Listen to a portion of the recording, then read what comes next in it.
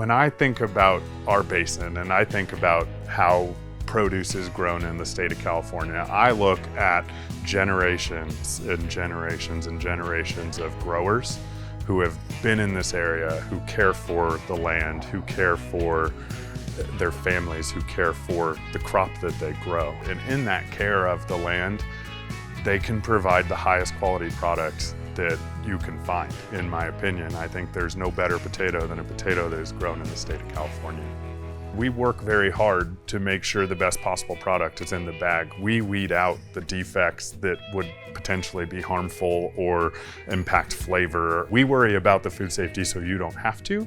And I think, when you look at a red potato, you could very easily see some brown on that potato that is what we call russeting, and that russeting is not harmful. It's not going to hurt you. It's going to have the same nutrients. It's going to have the same flavor. It's going to have better flavor in a lot of situations. I think it's really important that as consumers we stop shopping with our eyes as much and start realizing, that when you really think about sustainability, food waste is a big problem.